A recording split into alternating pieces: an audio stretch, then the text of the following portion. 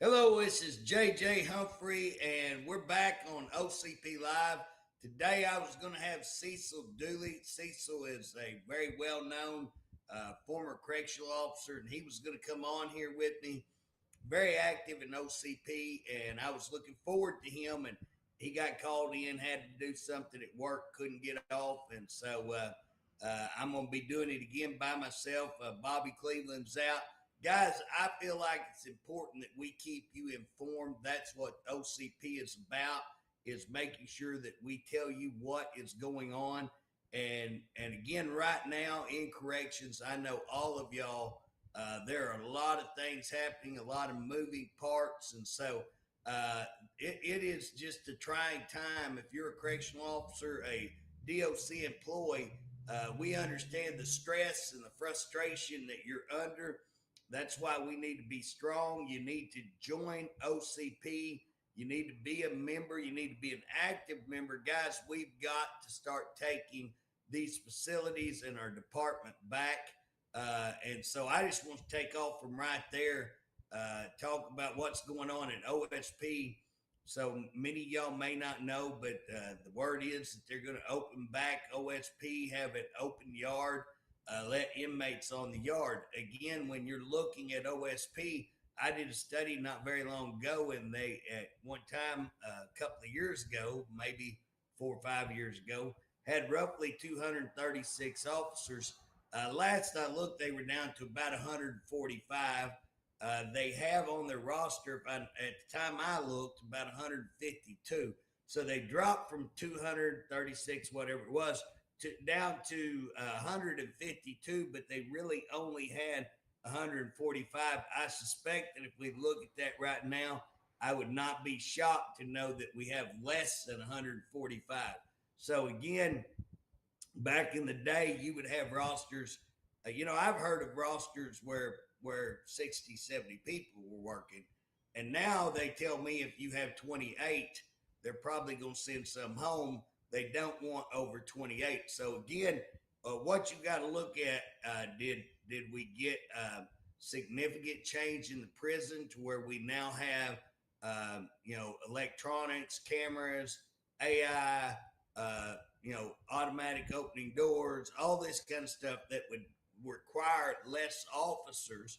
To my knowledge, we haven't done all that. So then, did you have a significant drop in your inmate numbers? So if you had 800 and now you're only having to take care of 400, you could see that significant drop in correctional officers.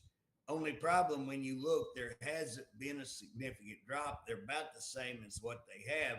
The significant drop has come in officers. And so when you look at the staffing drop and the reduction of officers, how can you now turn around and say, we want to open this yard up and we want to let some of the most heinous, vicious inmates in the department on that yard? And again, here's what's funny. You know who's going to want to be out there on that yard? I will tell you, it's the ones who are violent, the ones who are not scared to go out there. Anybody else would not want to go out there because it's going to be an ugly place, most likely. And that's what I predict. You don't have to be a prophet. And what I'm hearing is that a lot of officers are talking about resigning. So when you already have a shortage of staff problem, and then you got this safety issue, because again, people are starting to remember back when we had the big riots back in the 70s and 80s, that there were these big riots. And again, a lot of the people that work at OSP, that, most of our institutions are in places where family members have worked and other family members have worked. So it's not uncommon that your dad or uncle or somebody worked at OSP. So you've grown up hearing about these rights and about what can occur in those. And obviously, the people that work at the administration of DOC have failed to hear that. Now, I know one of them, in fact, one of them had an uncle involved in that and actually stopped the riot there at MacArthur. And so, again, I know some of them have heard it, very few. But you take people like Harpe, you take people like Sharp, you take people, that have never been in the institution, has not worked in the institution, and they don't know how quickly something can happen and how quickly things can turn absolutely bad. Again, I say we've had an ongoing riot because I believe Allen Gamble is being run by the inmates. And I also believe, Hinton and these prisons, Dick Connors and stuff, are also run by the inmates. Now, some of our minimums they may still have control, but you're seeing things go on at a minimum like you've never seen before. And that brings me to my next subject. They're talking about purchasing Lawton now. The way that they're looking at Lawton has been a disaster. So what Harpe did, what Director Harpe did, he didn't tell anybody. They've known for over a year. They've known for a year that they're going to have to purchase this facility, or they're going to have to purchase some other facilities. Now, a year would be hustling to get something done. You know, that's, but they did absolutely nothing. And so again, their intent was always to purchase this prison. That's what they've intended. That's what the whole thing's set up to do. So again, they do absolutely nothing. What happens is the legislators get in there, and now they're being forced to do this. Now, I don't doubt that there's a couple of legislators that wanted this to happen. Again, if you're from Lawton, this is probably a good deal. You want this to happen. But the way it's been done without telling the legislators, and now they're dropping it right on the legislators, that's a major problem. Now, one of the rumors I'm hearing, excuse me there, one of the rumors I'm hearing is that yesterday several of the legislators were calling for his resignation. We're starting to say, so they didn't officially call for it, but I do believe that it come up in a meeting that if we had to pay this, we ought to force his resignation, talking about Harpe. And, I just want to tell you, Harpe, I know you listen to this, Director. I know you listen to this. I want to take a lot of credit for that, because I did put out a lot of questions that they should be asking you. And I did put that out, that if this happens, they ought to fire you. You ought to be resigned because of the way this has been done, because it's been such a disaster, and because the prison system is such a disaster right now. And again, the one thing that we're looking at is, if you looked at Allen Gamble, and I study these numbers, guys, I look at stuff. I look at how successful. If we're successful at something, I want it done. You know what? I want you out there as employees to be safe. I want the inmates to be safe. That's our goal. And if Harpe does something good, guess what? I'm going to say it's good. Looking into this AI, studying it, may be a very good thing. I think that could be something that really could help. I'm all for that. The video cameras, used rightly, I believe could help. I believe that it could cut down on, lawsuits and stuff if you train your people to act right, to carry out their duties in a correct way. Now, the problem is when you start getting so short staffed, it's hard to do that, because you're asking somebody to do the impossible. And again, those cameras document good or bad. So if you're doing good, those cameras are a great thing. If you're doing bad, not so great. Okay. So again, I support things that are done right. If people get mad because they say, well, JJ, you're always negative. JJ, you're always down on Harpe. You don't say anything positive. No, I will say positive. I will give him credit when he does something good. I'll give the credit. The problem is, I haven't seen anything that I can come out and say, this is good. I see him going all over, and he lied about his travel. We caught him in line on that travel. He's going all over. I told you a couple of weeks ago on this woke Vera Institute of Justice, whatever. Very, very woke, terrible organization to what I look at. And here he's bragging about being a part of that. It's unbelievable. The travel that he goes and all this stuff that he does, is pretty interesting considering all the problems that he has here at home. And he goes out and jet sets and tries to be this bigwig and on a national stage act like he's really Mr. Institution himself when he has zero knowledge, zero understanding, and has been a disaster since he's been here. Anybody that would check his numbers, his records would know they're unbelievable. Nothing in our state history would come close to the terrible numbers that Director Harpe has. And so that leads us to where we're fixing to purchase this prison by hook and crook. So we had a hook and crook method to get it purchased. They've dumped all these mental health inmates down there. That's what it appears like. So now you have high risk mental health inmates. We're going to purchase this. And if you looked at Allen Gamble, which is what I started a while ago and got off a little bit, but you look at Allen Gamble when they took that over. I mean, it's like the number of deaths multiplied. I don't want to say they doubled. I think they did come close to doubling. If you look here recently, I had looked over a year, and I'm going to say year and a half. It wasn't a year and a half. It's a year and 3 months, 4 months, whatever it was. But I looked at that, and I found 29 deaths, 29 deaths in that time period. Now, guys, that's what I found. That's what I'm working with people. That's what I found. Okay, now I sent that to the medical examiner. It's my understanding that now DOC is saying, well, not all those people are dead. And, some of them are out on parole and walking around. That's what somebody told me. That's quite funny because I sent those 29 people, those inmates' names to the medical examiner. And I said, medical examiner, I need to know how many of these deaths were homicides. Now, what I got back was 8 homicides, 7 or 8 ODs, overdoses, and the rest pending. Now, when you get out to the medical examiner, I've been dealing with them for quite some time. You get out to the medical examiner, and guess what? When they tell me that here's his name and that autopsy is pending, then I'm going to assume they got a dead body there, or it wouldn't be pending. Otherwise, they would say this person is not listed. We don't have this person, person unknown, something like that.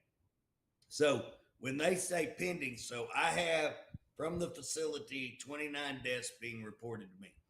I report the 29 deaths to the medical examiner, and guess what? But they tell me here's 8 homicides, here's 7 or 8, 6, whatever, ODs, and the rest are pending. Some of them may have been a couple of them natural death, whatever. Okay, so then how in the world are they coming up with all that they're walking around? But the big part that I want to get you to see is look how many deaths we have.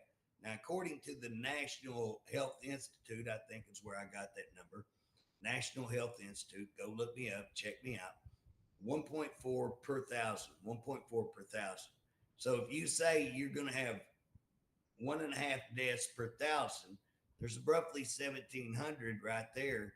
My gosh, that's 3 deaths and that's giving it some. That's being, on the side of above, because it's actually 1.4, so that's 2.8. If you look at a 1,700, I just rounded up to 2,000 and just said 2.8. So I just went ahead and rounded that up to 3. So you can see how I'm rounding up on all of these numbers. So really it'd be a little bit lower than 3, but you're looking at 3 deaths. Now, if you said over a 2-year period, so I'm looking at a 1-year period, but if you said over a 2-year period, so again, I'm rounding up because I don't know. I think it's over a 13, 14 month period, but I'm rounding up to 2 years. So if you said over a 2-year period that we had 29 deaths and you should have had, 6 at most, 6 at most. Wow. That is insane. That is insane. And you see, I'm rounding way up. How many people are going to die in between that? If let's say it's 14 months, So let's say that you've got a year and 4 months, or a year and 4 months, that'd be 16 months. A year and 4 months, well, then you've still got 8 more months left to go. I'm rounding it up to two. You still got 8 months left to go. You see, you could have a lot more dead people in that time period. Just the numbers we have are overwhelming. They're mind-boggling as to what is happening in that prison, that one prison. Now, we saw that happen when we took it over with the state. So again, why did that happen? I will tell you, because we were not prepared to take it over. We didn't have a good plan. We don't have the staff. We don't have a plan how to get the staffing. All of these are major, major issues. And again, where we at with Lawton, you can see how Harpe purchased Lawton. You can see how Harpe purchased Lawton. And that was by hook and crook. It was by having no plan. It was by doing nothing and creating an emergency so that the legislators have no choice to act, because now we're put in a place, you turn these people out or do you purchase prison? Well, I've been laughing for quite some time, telling the legislators this is what's going to happen. Now they're realizing, hey, old Humphrey might have been right. Old Humphrey may have had it dead on, and I did have it dead on. And it is going to be this way, because guess what? There's no other way it could be. It's not hard to call it when they're doing absolutely nothing. When they know they have 1 year, and if you're going to try to do an alternative plan, so it would be very difficult to build a prison in 1 year. Not impossible, but difficult to get the funding, to get all the permits and construction. I mean, difficult. So here's the deal. You were pretty certain they weren't going to build a new facility. Now he tries to act like, well, we looked at that. I don't think that if he did look at it, it wasn't a serious look. He doesn't produce any bids. He doesn't produce anything that any reasonable person in business would know that you have to produce to even be considered reasonable. So again, it looks to me like there was never any other plan except to put this on the legislators and make them purchase this prison. Now, that's fine. We're going to end up, and I read one article, oh, we're done with private prisons. Well, guys, I've always been for state prisons. I've always said private prisons, they've got to make a profit. I'm not opposed to private prisons. They've helped us out. I will tell you, they've been some decent, good neighbors, if you want to call them neighbors. Business partners would be better term for it. A business partner. I think they have been good. I think it's been profitable for them. I think it's been in their best interest to be good. But the thing about it is that how are we going to be able to take that facility over? Are people going to quit? Are they going to move a bunch of their employees? Are their administration going to leave? Typically, when you have one of these buyouts, move overs, and again, like I said, I'm all for the state doing it, but you got to have a plan. You got to have something functional. You got to have an agreement, a transfer over, a transition to go to this thing. And again, we saw what Hinton had. Remember Hinton, how Harpe moved people in, and they were supposed to have a 6-month period, and they had a 2-week period, and they start bringing people in before they even have food service on the ground.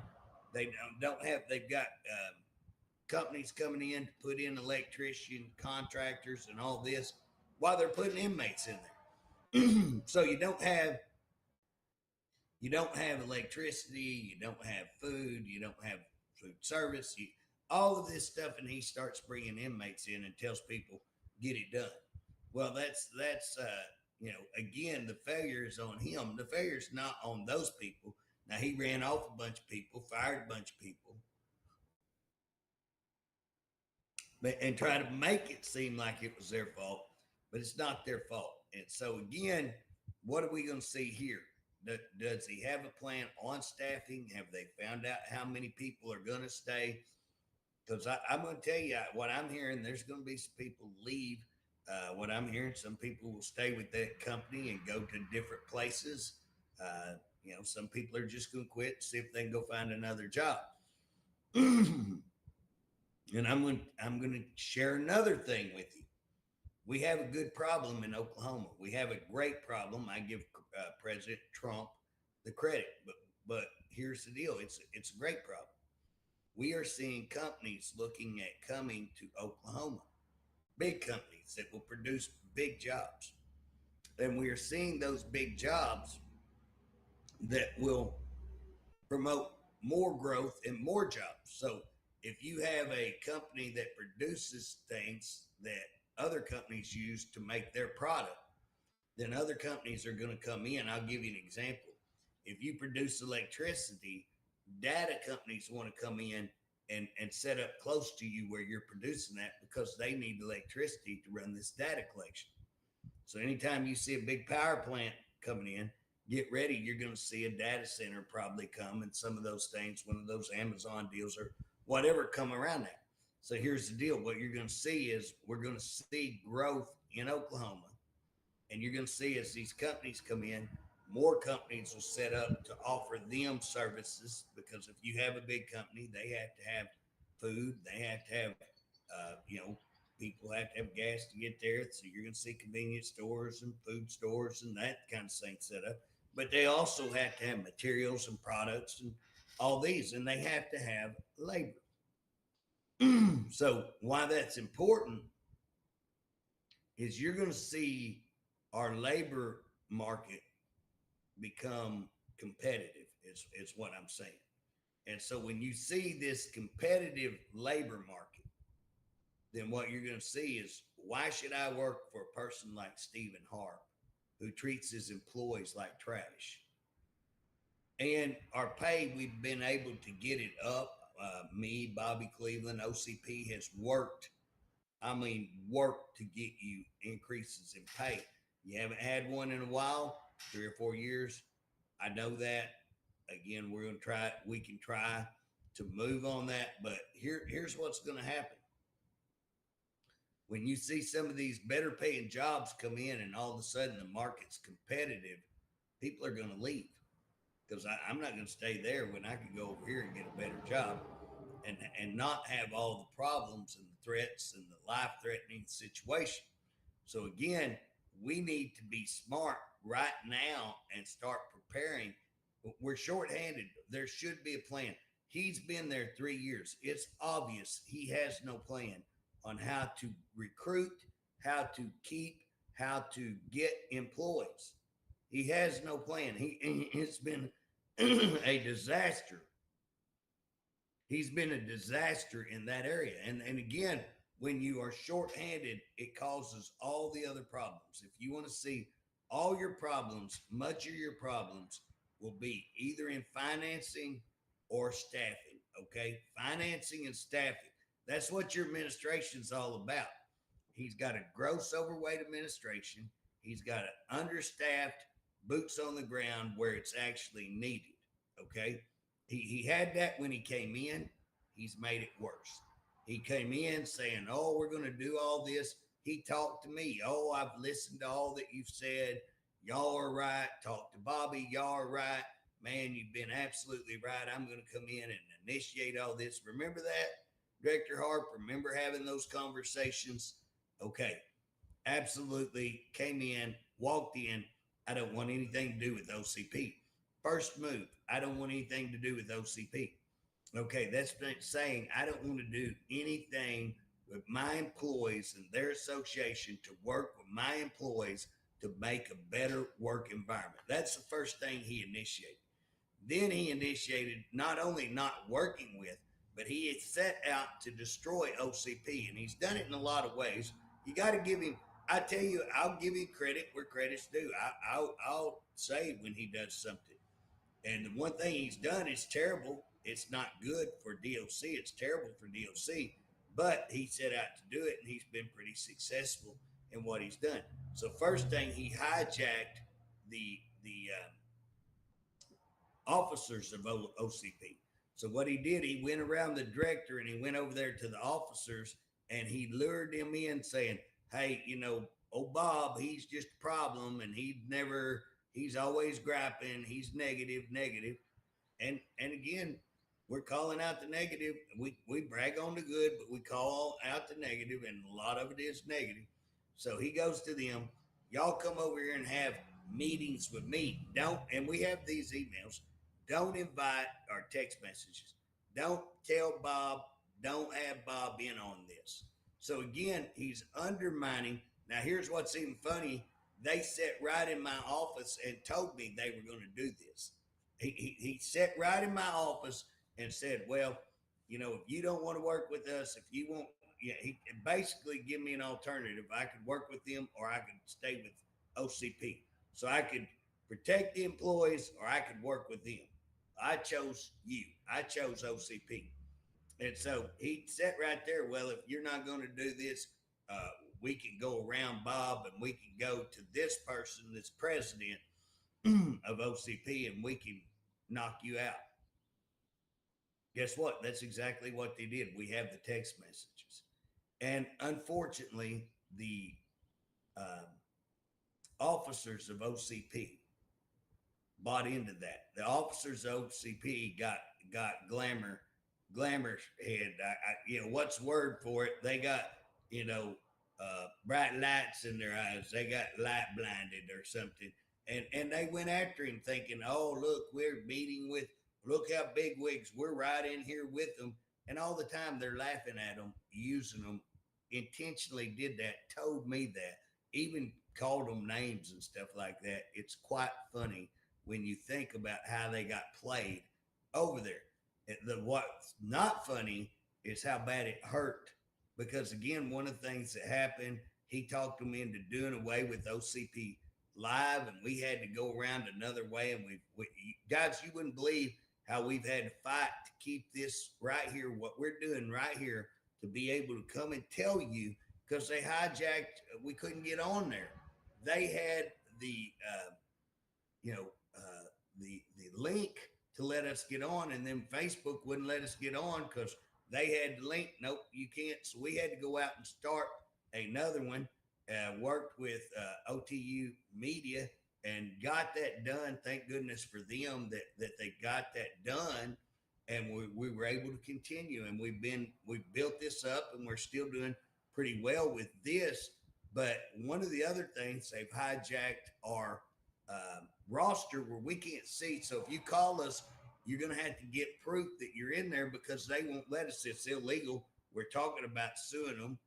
By the way, I just want to say kudos to our new attorney, Eve Spalding. Eve Spalding's doing an awesome job. Has won the last two or three cases. I think those were cases on appeal, and she's won them. We're winning because they're not doing right. They're not doing right. So when we're taking them to court, we're winning. But that's where you need to be an OCP member. Harpe is trying to break us. That's what all the going to the appeals about. He appeals every case because it doesn't cost him any money. He appeals it, goes to court. And so we're winning. We'll eventually get the lawyer's fees. So when we start winning these and get out of these appeals, we'll start getting back really good. We're all right on financial right now. Don't let them think that, hey, everything's bad. We're all right. But what we need is you. We need you to get involved. We need you to pay your dues and be ready. If something comes up, you'll have an attorney. That's what this is about, that it protects you, the employee, and that we join together on all of these things, calling it out, like the open yard. Guess what? Who's going to challenge them? There's nobody to challenge them. The legislators aren't doing nothing. The legislators are in bed with them. And I'm going to show you that here in a minute, which brings me to another thing, the lawsuits. Man, I don't know if y'all been paying attention. The lawsuits are big. I mean, these are big. We had the shower lawsuit drop this week. That was a big, big deal. Now, if you're not familiar with that, if you don't remember that, you had Hinton that had showers, old showers that were out of use, and they were using those as cells to house inmates in, and they were for punishment. Okay. Now, what happens is I have some employees that go over there And so there, you remember they were all on loan. Everybody was getting loaned out, going to these prisons because Hinton was shorthanded. So you got these employees that walk in and they see this, that these inmates are in 2x2 cells. Some are 3x3, but 2x2. And that they're having limited food, water, and no bathrooms. Now these officers said, "Hey, that ain't right. This is bad." Okay, so they let them out. Well, Brass shows up and says, "No, put them back in. They're in there for punishment."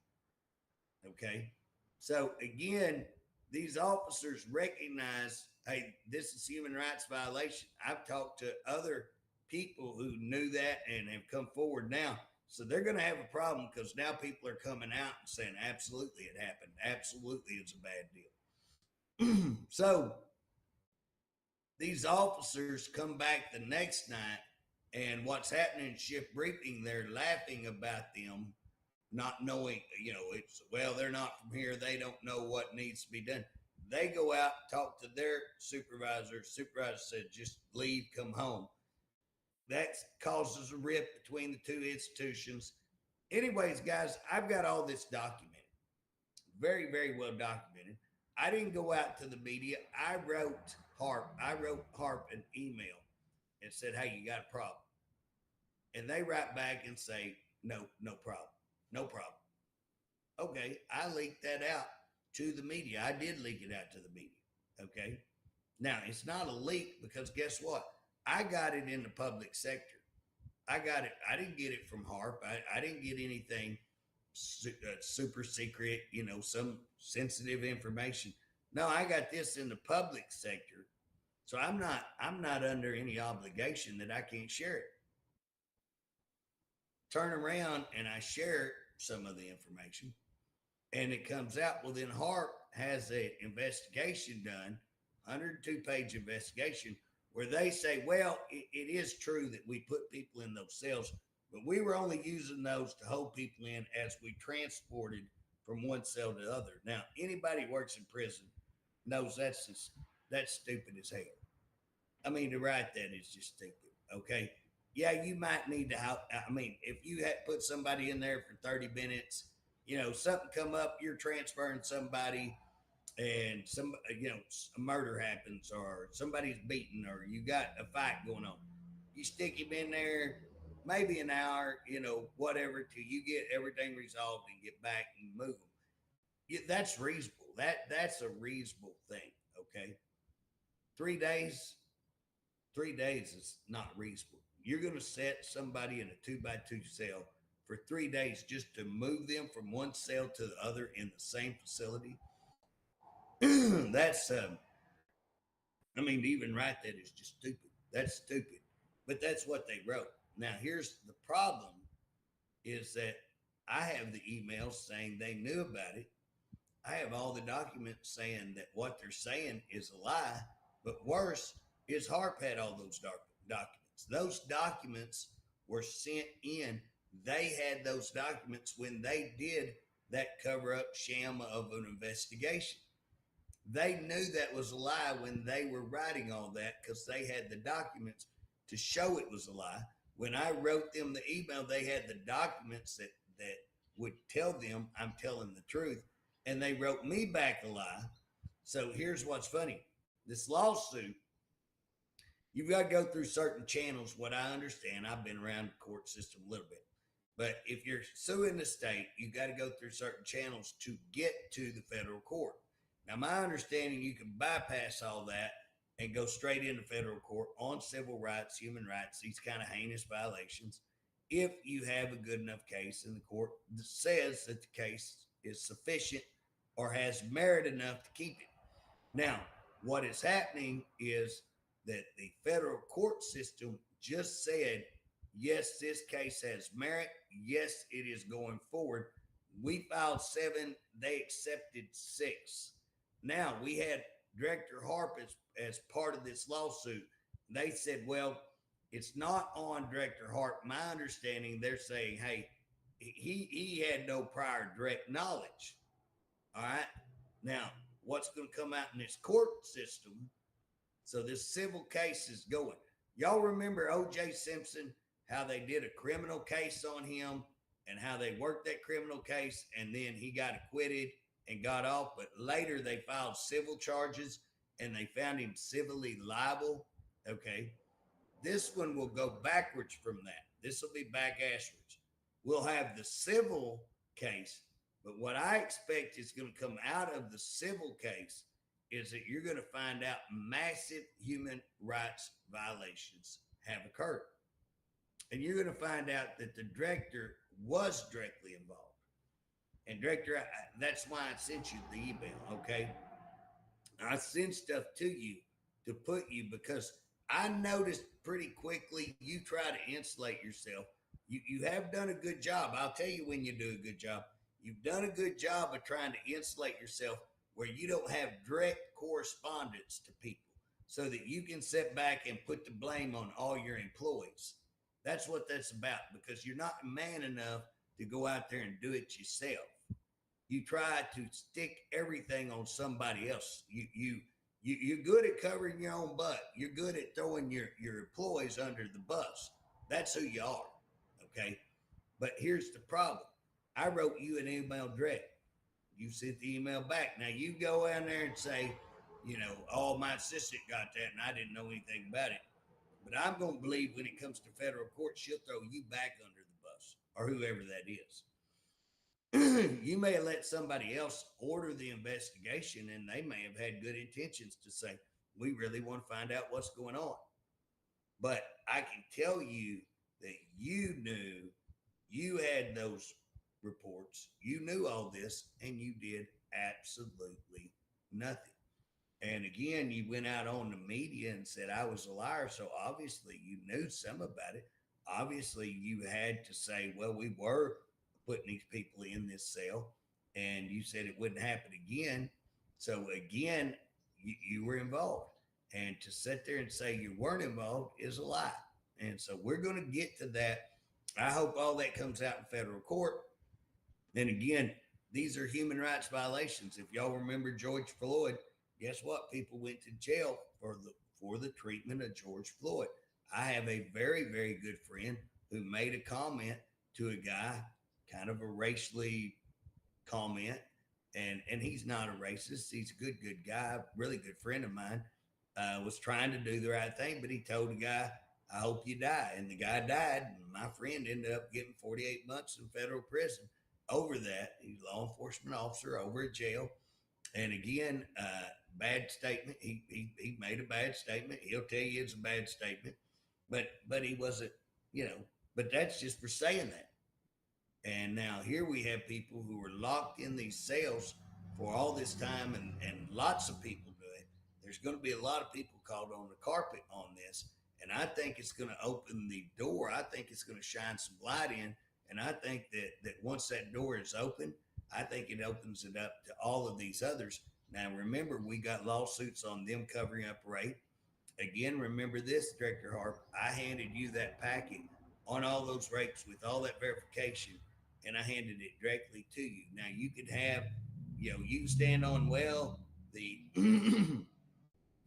the AG looked at this, but we proved that the AG didn't look at it. And we proved that y'all didn't look at it. And we proved it was going on. And you came into that hearing and you lied. And we have you documented. The paper's already come out and documented that you lied about prison rape elimination, saying that y'all are top in the nation, that you're the gold standard, when in reality, the auditor said nobody is told that you weren't told that. You said he said it. And nobody was told that. The auditor has already went in the frontier saying that's the lie. And so again, you were lying in this prison rape elimination committee, in the committee where we're looking at these prison rapes. You came in and lied. Also, you wouldn't bring your investigator. So you ignored our request to bring in an investigator. Guess what? We tried to get subpoenas, and then you sent me a thing saying you had an agreement with the House of Representatives. So you sent me an email saying you have an agreement with the leadership of the House that I can't get any records. Well, guess what? That includes, when I'm trying to get a subpoena and they won't give me subpoenas. That includes when I'm trying to get investigations and they won't get investigations. That includes me asking for records that I can't get about any of your murders or anything going on. And again, what really helped me out is how when we had the lawsuit on the murder case that y'all covered up. So when we had the lawsuit on the murder case that you covered up, what was funny is when I went out with the press release, y'all sent a whole bunch of stuff over to a brand new, he wasn't even on yet. He hadn't even started yet. And you sent a bunch of information on the whole case, on the investigation, on the guy's prior history in DOC. None of this stuff was confidential there to that employee or to that legislator who hadn't even started yet. So you sent all that over there into this brand new freshman representative who's not even started yet. And then he goes out with the news report, which I loved, because guess what? That documents, y'all give that information out pretty freely, but you would not give it to me. So you kept information from me. And that's why I'm going to sue you. And that's why I'm going to sue the department. And that's why I'm going to sue House leadership, because you violated open records. Y'all made an agreement, which is a conspiracy to commit a law violation, open records. And again, you have kept all of this information. And guess what, Director? I don't know if it's all coming together for you. Guys, I'm giving a whole scenario. I know some of y'all may go, where are you going with all this, Humphrey? Why are you telling about all these lawsuits? Because, guys, here's where it's all coming together. And y'all may think this is all done by accident. It's not done by accident. This has all been a lot of work, okay? But it's all coming together. Because what you're going to see is me handing him rape and him covering it up. And what you're going to see is me handing him human rights violations in the shower and them covering it up. And then them going out and using, because I got after them on these showers, they sent me an email saying, we have an agreement with House leadership. You can no longer have records. And that if you want to see records, you're going to have to come over here and sign a non-disclosure. Guys, that's illegal. That's open records violation. It's illegal. And when they conspire with House leadership, what's funny, you would think open records would apply to us, House leader, to the representatives and senators. It doesn't as much. But when they make an agreement to violate it with DOC, then it's called conspiracy, and it opens a lot of things up. And then the amount of stuff they did to keep me from getting records is just unbelievable. And so we're going to sue them. But here's what we're going to do. We're going to show all of this stuff where they had this, they had this, they had this. They covered it up. They covered it up. They knew all this. They covered it up. And again, it's all human rights violations, rape, extortion, murders. And the last thing that I've done is I went out and looking at those 8 murders that I started talking about when we first started, about how I got those from the medical examiner. Well, I wrote DOC and said, could I have these investigations? Took them a month and a half to get me investigations that they already have. You see, it ought to take about 3 hours to get those. Instead, it takes a month and a half, okay? And in that month and a half, I did not get the investigations. What I got was incident reports, and all you guys out there working know the difference between just a brief description of an event that happened and an actual investigation, who talked to who, what was said, what was collected, all of those kind of things, an investigation. Okay, I got an incident report so redacted, they think they're CIA. All this stuff is not confidential. That's a total lie. We used to get them all the time. They used to put incident reports out publicly all the time. And now they're super confidential. We're black ops. We've got all this stuff. You're such a moron. I would tell you that's unbelievable, that the way they act. Okay. But here's the deal. What they don't know is they fell in the trap.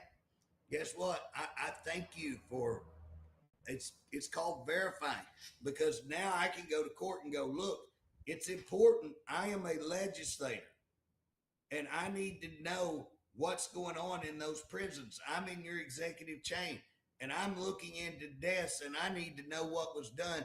And look what you provided me.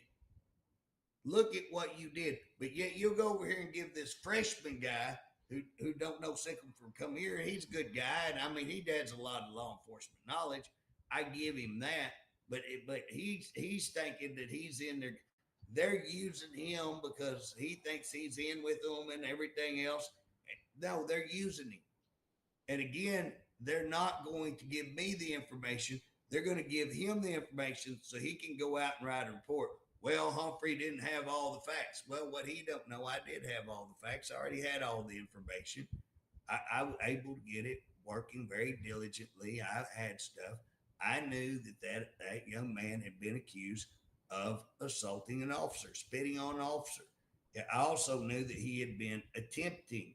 So, how do you attempt to assault an officer? That one's funny to me. But here's the deal: I can show you people who have much worse records who assaulted officers, actually physically assaulted. Now, spitting on an officer, I call that an assault. But here's where I'm at, Director Harpe. If your officers were spit on, where are the charges? Why would you not file? Why would you not protect your officers on that? But this guy goes to OSP, seems a little suspicious to me, but then dies and not reported for what, 9 days or whatever it was. That's extremely suspicious to me. Got a write up. The guy that killed him got a prison write up. And I waited days before I filed that. Guess what? Now we're sitting there looking at, that it certainly appears that they are writing people up on prison write ups to cover up murder. These 8 where they black out the incident reports that I can't even get the person that was involved, it certainly appears that I'm on the right track to look at this stuff. And what's funny, it's too late for them. They can't go down. Like in that case, they went down there a month later and filed the charges. Okay. The cases I'm looking at now, you want to talk about suspicious if they run down there a year later and file charges. That will be quite suspicious looking. So those are things we're working on. Guys, I'm running out of time because these are pretty complicated cases. The other thing that I want to talk to you about is that, we're getting reports of insufficient food, poor food in these prisons. Again, it looks like they're running out of money. It looks like they're broke. And so again, if they're broke, I'm getting reports you can't get uniforms, you can't get supplies. If they're asking for supplies, they're being told, hey, cut this bag, you can't have this. I'm told all that. So it looks like that they're broke. Now they got all these lawsuits coming that they're going to have to pay back too. So, and they're losing these lawsuits. We're winning the lawsuits. They got a massive lawsuit against 4 or 5 of the top people that they fired that I suspect very strongly they'll lose that. So they're going to be out probably millions there. And again, $1 million on a $500 million budget, but when you're broke and you have to come up with $1 million, that's when it starts to strain. So here's the thing: they're going to buy a $314 million prison that Harpe ain't never stepped foot in. They did it by hook and crook, playing the legislators. It looks like the legislators are finally getting enough of Mr. Harpe. Now, whether they'll do something, it's yet to be seen, but I do know they are talking about it. I know people are bringing up that he ought to be fired, and I just want to say, Mr. Harpe, directly to you, you ought to be fired. You ought to be ashamed. Your performance is beyond the pale. Nobody in the history of the state has done worse than you. By far, you have a Joe Biden comparison. You are the Joe Biden of DOC. That's who you are. That's how bad you are. You've been incompetent. You've been insufficient. You've been basically AWOL. Who are you? I mean, you know what I'm saying? Wow. And so, again, you ought to be fired. I believe you ought to have criminal charges filed on you. Again, you got lawsuits coming. You got the shower. You got the murders. You got the rapes. I'm going to file a personal lawsuit. Your worries is not so much you being on the hook for the money, What you need to be worried about, Mr. Harp, is all four of these lawsuits are going to be showing you had personal knowledge of major things going on in your institutions, and you lied and you covered them up. And we can prove you knowingly, willfully, intentionally lied on all of this stuff and covered it up. And that's where you're going to be in problems, I think. Now, again, will we have people who have the courage to go after you and lock you up? I don't know, but I can tell you that I think that you definitely are in violation of human rights violations, massive human rights violations. And I believe as your employees start getting pressured that they're going to give you up. That's what you're good about, throwing them under the bus. I don't think they're going to have a problem throwing you under the bus. I don't think they're going to. When it comes down to it, that's what I'm counting on. Okay. I'm counting on that, director. I'm counting on the fact that you've treated your employees in such a poor method that when it comes down to all of this stuff and when it's them or you, I'm betting all day long they give up you. And that's what I'm working on. That's why I'm filing a lawsuit, is to call you out personally. You've tried to attack me. You've tried to do away with me. That's fine. I'm a big boy, and that's part of the game. You can still go after me all you want. That's fine too. But again, I'm going to use every tool that I can to go after you, and that's what we're going to do. We're going to see when all the dust settles. We'll see who's still standing and who's not standing. And so again, guys, I want you to know I'm calling him out. I'm calling him out on his wrongful practices, on his disaster of being a director, on his failure to tell the legislators and make a decent plan to purchase prisons. I'm calling it out right now. He doesn't have a plan how to accept this prison. We're already shorthanded. I predict it's going to be a nightmare. If you look at Allen Gamble, if you look at Hinton, so when you go to the horse races, you bet on how the horses ran. So you look at the prior record of the horse, you say, well, man, that horse wins every time. I think he'd be a good bet. Okay. No, that horse loses every time. He's not a good bet. Guess what? Um, Harp, your record don't look good. When you look at Hinton, when you look at Allen Gamble, when you look at what the prisons were when you got them and what they are now, you're a disaster. And guess what? What do they call that? The long shot. For you to pull this off is going to be the long shot. Now, if you pull it off, great. Because I'm not wanting more inmates to die. I'm not wanting more officers to be harmed as they were. OSR, I was looking, somebody had told me OSR, they have 3 assaults on officers this week, 3 or 4 assaults on officers. Can't tell if that's from the same event or what it's from. But again, wow. So you got all these assaults on officers going on. You have people dying. There's several inmates, I think, died this week. So the violence continues. He's not shut down the violence. He's failed on getting more staff. Now he's going to have 2,300 prison. Hey, you're talking about 400 staff. If he loses half the staff, which I think is very likely, if they lose half their staff, guess what? How's he going to get more staff? Because he has not come up with a plan. Director, I got a really good plan on how to recruit people to go back to work and how to actually get experienced people to come back to work. First part of the plan, we had to get rid of you because ain't nobody coming to work for you. But if you want to really help the prison system, resign. And so again, I'm running out of time. We just to highlight, you got OSP opening the yard crazy. Who come up with that crazy plan? Take them out in the street and beat them. You know what I'm saying? Y'all Lee who come up with that plan. So why would you open these up when you're so short-staffed, when you have all the violence? So we have that. We got the lawsuits going, showers. Y'all watch that. You're going to see the human rights violations come out. That's going to open the door to look into all the other problems. We have the murder one that we've entered. Now, DLC has said they want to dismiss that. The shower one, they had said they wanted to dismiss, but the federal court said, nope, you're not dismissing it. The murder one they've got right now, they're already calling, let's dismiss it. Guess what? It won't be dismissed. I think the rape case, I'm not sure where the rape case is at this point. whether that's staying in the state or whether that's going outside to the federal system. I hope that after they look at these others, that they'll look at the whole thing. And that's my hope in filing all these, working with these attorneys to get these cases filed.